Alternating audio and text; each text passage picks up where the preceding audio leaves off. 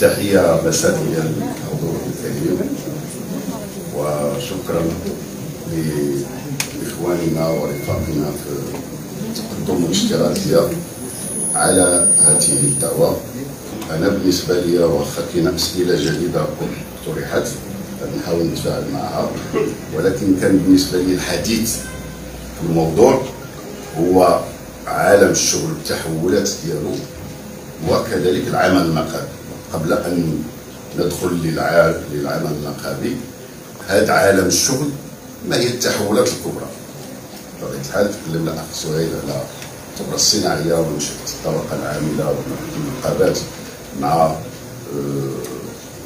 البرجوازية الحديثة، يعني في بداية نشأتها، في حين أن التحولات الحالية هي أعمق وأعمق بكثير من ذلك. نحن الآن مرحلة الرأسمال المالي، وهو يتحكم في كل شيء على حساب ما يعرف بالرأسمال المنتج. ما بقيناش أمام الرأسمالية العتيقة المنتجة. هذه الرأسمالية المنتجة خفض تأثيرها وصوتها بحكم التحكم الرأسمال المالي، وأمام الشركة الأخطبوط. الآن لم نعد أمام لو باترون كما كان معتادا في زمن الرأسمالية في صيغتها الأولى. نحن أمام شركة أخطبوطية، بمعنى أن هامش الربح وكثرة الاستغلال تضاعفت بشكل كبير، لأن البرجوازية الأولى التي نشأت معها الطبقة العاملة كانت بالرغم من أنها تمارس الاستغلال، وهناك تناقض جوهري دائما كان بين الرأسمال وبين العمل، بين قوة العمل، لكن لها مشروع مجتمعي وهو ما عرفناه فلسفيا بفلسفة الأنوار، ونتجت عنها عدد من الديمقراطيات الشكلية أو نسميها كما بغينا، ولكن كانت ذات مشروع واشتغلت عليه. وبالتالي كنا أمام واضح في العمل في الوزير وفي المجتمع، كاين لي باترون، كاين لا بورجوازي الى اخره. الان اصبحنا هيمنه الراسمال المالي والشركه الحكومه، بل اكثر من ذلك مع تطور اقتصاد المعرفه. الاحصائيات اللي عندنا كلها الان تقول بانه الا كنا في الستينات والسبعينات يعني الصناعه تعطي ما بين 30 حتى 50% من الناتج الخام، الناتج الوطني الخام، فالآن هي حوالي 20% فقط، في حين أن القطاع الخدماتي توسع على حساب القطاع الصناعي. هذا التطور ناتج على اقتصاد المعرفة. القطاع الخدماتي الآن يدور حول 80%، بعدما كان في الستينات والسبعينات حوالي 50 إلى 60% إذا غلب الأمر.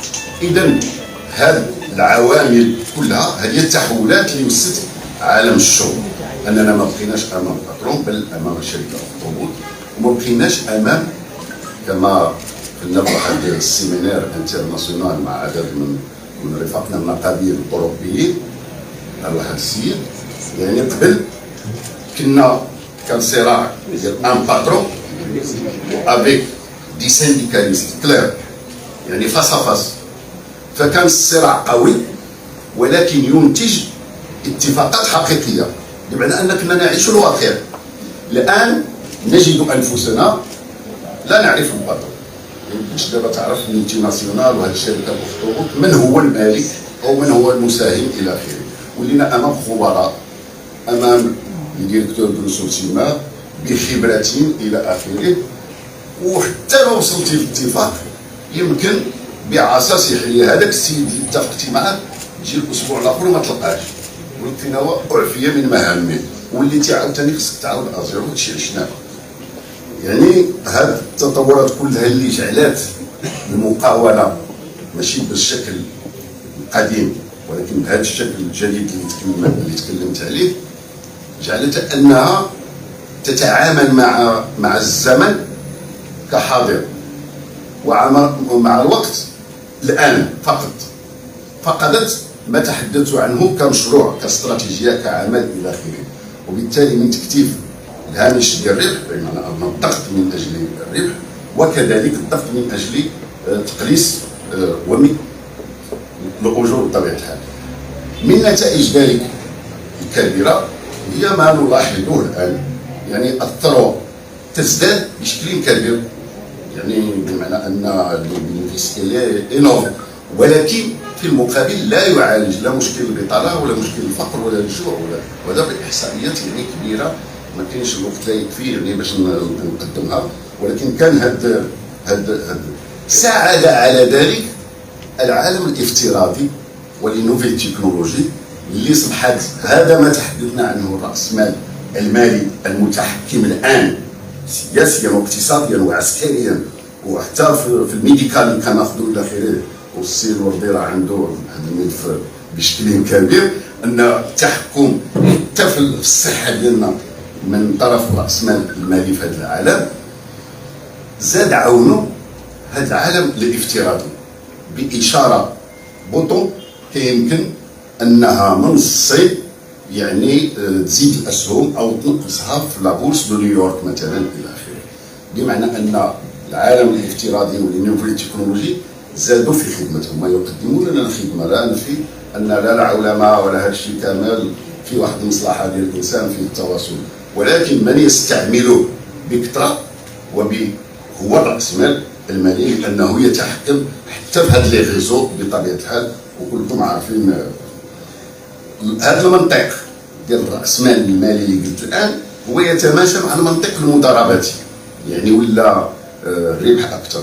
يعني ما نطولش لان هذا موضوع شيق وكيحتاج لواحد الكثره، ولكن ندوز للانتظارات والاسئله اللي طرحت اللي هي في الحقيقه الافاق. بلا ما نتكلم كذلك على الاقتصاد المغربي اللي هو رهان على اقتصاد السوق كتعرفوا، المراهنه ديال الحكومات كلها على الاسواق الخارجيه، انعدام الاهتمام بالطلب الداخلي، كل هذه المظاهر ما غاديش نعاودها، خصوصا وان افترض بان الادبيات كلها ديال التقدم والاشتراكيه تلتقي في جانب كبير مع الاتحاد المغربي للشغل في هذا الجانب. يعني ما هو مهم الان هو العمل النقابي. العمل النقابي فعلا امام هذه التحولات الكبرى ما يمكنش يبقى جانب. سميتها في واحد من الاوراق التكوينيه ديالنا بانه لا بد ان نستعين بواحد النظريه وخير من الادب خديتها من عند شاعر ومفكر تونس، جدليه الثابت والمتحول. ما هو ثابت؟ العمل النقابي هو اللي قلناه الان، المبادئ والاهداف والضروره التاريخيه حتى لا ننزلق. كاينه واحد الفكره اللي طبعا هي ديال هذه الراسماليه، الراسمال المالي، وبدات مع فوكوياما اللي كتعرفوا من سقوط جدار برلين لنهايه التاريخ. الان الحديث على نهايه النقابه، نهايه الحزب، نهايه المؤسسه، يعني الشعبويه الجديده اللي كلكم كتعيشوها وكتشوفوا المظاهر ديالها الى اخره. اولا هذا المنزلق يجب توقفوا عند حده. النقابه ضروره تاريخيه اللي تكلم عليها سي سهيل ما تزال قائمه.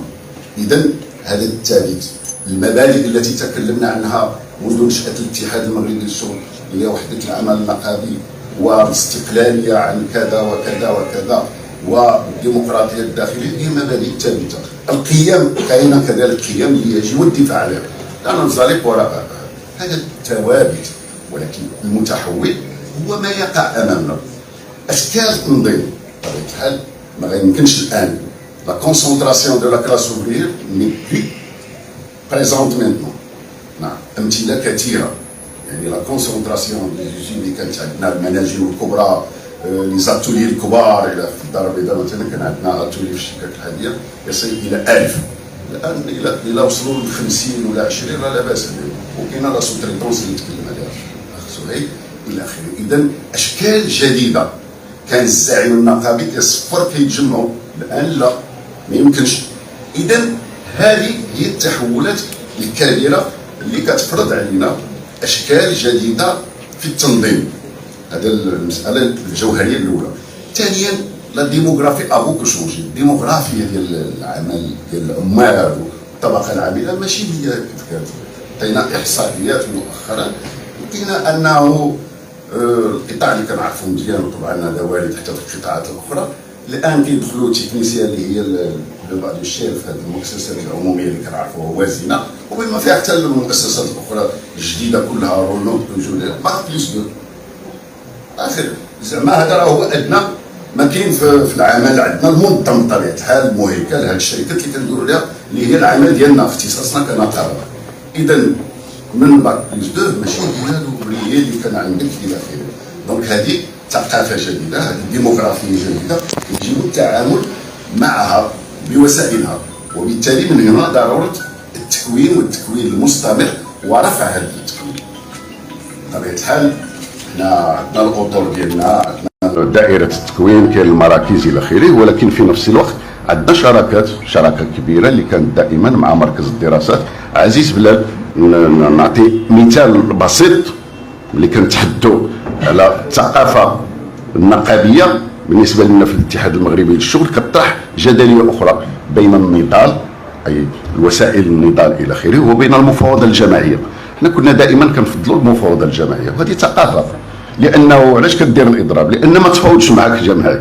لو كانت المفاوضه الجماعيه اللي قال مثلا سي سهيل الاتفاقيه الجماعيه ديال الابناك اللي حامياهم من 1963.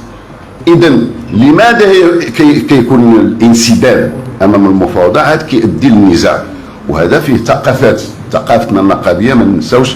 كيف ما جاء في التقديم ديال الاخ سهيل دائما كان ريفيرونسيال، لان ما بغيتش نعاود هذاك الشيء، هو اننا خدينا فعلا على الفرنسيين، والثقافه النقابيه الفرنسيه عندها خصائص، هي لا لوت، هي كذا الى اخره، في حين ان الجرمان مثلا يعني المانيا عندها ثقافه اخرى، واللي حنا خدينا كذلك حتى من عندهم الان، لان عندنا شراكه مع الدي جي بي اللي هي المركزيه الوحيده في المانيا. كذلك الثقافه اليابانيه عند رينغو هي مختلفه، عند الامريكا شكل اخر، وهذا كله خدينا من عندهم هذه التجارب.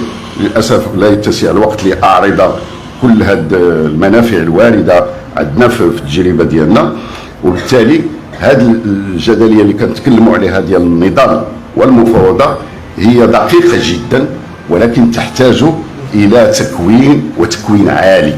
من ضمن هذه التكوينات اللي كتجي لها في الاقتصاد عندما نتكلم، لان المفاوضه الجماعيه نجاحها ماذا يشترط؟ ان ترونسبارونس، ان غون ترونسبارونس. لو باترون بريميرمون يعطي لي بيلون كوريكت، كاين البينيفيس كنقسموا ناخذوا حقنا، ماشي كنقولوا غنقسموا معاه. هنا في كتجي الزياده، والزياده في الاجر كيف ما كندافعوا عليها تحسين الدخل، هو كيخدم لا رولونس ايكونومي، لان الفلوس اللي كياخذ الاجير كيف ما كان نوعه فين غيديها؟ كيصرفها. وهذا هو التشجيع الطلب الداخلي اللي كنسميوه تشجيع الاقتصاد الوطني الى اخره. اذا ملي كنقولوا لهم راه الحوار الاجتماعي، المفاوضه الجماعيه ماشي كلفه. في اخر اجتماع حضرت ليه مع يعني باقين كيأكدوا على انه كلفه وغادي نخسروا شحال وداك الشيء، ودينا كنوضحوا لهذوك الناس راه سي با اون شارج، il n'a pas de coût، لا بي سوسيال نا با دو كو. ملي كتوقع شي حاجه كبيره الدوله كتستثمر وكتخرج الفلوس اكثر من داك الشيء اللي كنا كنطالبوا به مثلا الى اخره. يعني هذه كلها امور. دونك هي فين غنجي؟ القانون الاضراب، ومن بعد قانون النقابات. قانون الاضراب عمرنا ما رفضنا النقاش ديالو، واكدوها، وكذاب من يقول ان الاتحاد المغربي للشغل رفضت المناقشه ديالو في اخر جلسات الحوار. حقيقه هي ما سأتليه، ويمكن اي واحد يمشي فيريفي. كونا لجنه ديال التشريعات، لا على القانون نقابات ولا على القانون ديال الاضراب، وبقينا وتقدمنا بمقترحات. عندنا المذكرات ديالنا حول القانونين معا، وراه عند الحكومه وعند اللجنه اللي كانت مشرفه، وكان يمثلنا 3 ديال الرفاق او 4، ومنهم مختصين كذلك اللي ساهموا في هذا الشيء. ملي تقدمنا بهذاك جمدت اللجنه بشكل طريق من طرف الحكومه حتى وصلنا للقرابه الابريل، وعيطوا عاوتاني واحد الجلسه ديال الحوار اللي دازت فارغه، والان عاود دخلوا المسطره التشريعيه، عاود خرجوها، راه جاو في اخر لقاء، هذه اللي 20 جور ولا شي حاجه بحال هكا، ومشات للجنه ديالنا وحطت الاقتراحات ديالها في قانون الاضراب وفي قانون النقابات. اذا الاتحاد المغربي للشغل لم يرفض يوما مناقشه القانونين. للتوضيح هادشي باين وكاين الحجج، للتوضيح انه ما كاينش فرع قانوني. المدونه فيها دفتر خاص بالنقابات ناقشناها، لان المدونه بين قوسين هي كذلك نتاج ديال حوار طويل. دخلت في 95 المسطرات التشريعيه وخرجناها بنضالات وبمسيرات، يعني في الرباط اللي كيتذكروها الاخوان. في هذه المدونه دفتر من 16 ماده لا يتحدث الا عن النقابه وتكوين النقابه والتمثيليه النقابيه وكيف، وهي فين دخلنا لا نوسيون ديال الاكثر تمثيليه بيان سور مع كاع الفرقاء اللي كانوا معنا ديال 35 في القطاع. لماذا؟ لان من هذيك الساعه بدينا بتوافق جماعي داخل المفاوضات حول المدونه باش نحدوا نسبيا من هذا الجزء النقابي. قلنا ماشي ضروري اعطوني شويه الوقت الله يرحم والديكم. المهم يلا اسمحوا لي غنزيد شويه داكور. هاد 35 لماذا؟ باش نحدوا من هذه الظاهره، لان على مستوى المؤسسه 35 زائد 35 هي 70، ما يمكنش يكون فريق ثالث. اذا الاكثر تمثيليه الى وصلنا اما نقابه واحده اما جوج، وهذا خدمنا به بيان سور في المؤسسات الكبرى الوازنه اللي كتمثل فيها نقابه عتيده كتكون عندها الحق عطاها، لان لي ديليغي دو بيرسونيل سون دي ديليغي ايلي كوريكتومون. دونك والمواد الاخرى تتحدث على كل شيء ما يتعلق به. ومع ذلك ما قلناش غادي نرفضوا. فيما يخص قانون النقابات نفس الشيء، حنا ماشي ضد، كاين بطبيعه الحال كيطرحوا التمويل ولكن خطا الصحافه كتكلم فيه، حنا ماشي ضده، لان دائما المجالس ديال الحسابات كتجي وكتقدم التقارير ديالها انه اوكان بروبليم. فقط قلنا نعطيو راينا كيفاش كتشكل النقابه والاستقلاليه ديالها على الاداره انها تضبط. ويمكننا نفسروا في هذا الشيء، للاسف الشديد ما كاينش الحديث شيق ولكن ما غاديش نقدر نزيد نكمل فيه. استثناء اذا كانت بعض المناقشات ولا شي حاجه يمكن لي نضيف بعض النقاط. وشكرا على حسن انتباهكم وتبارك الله عليكم. شكرا للاستاذ حيثم.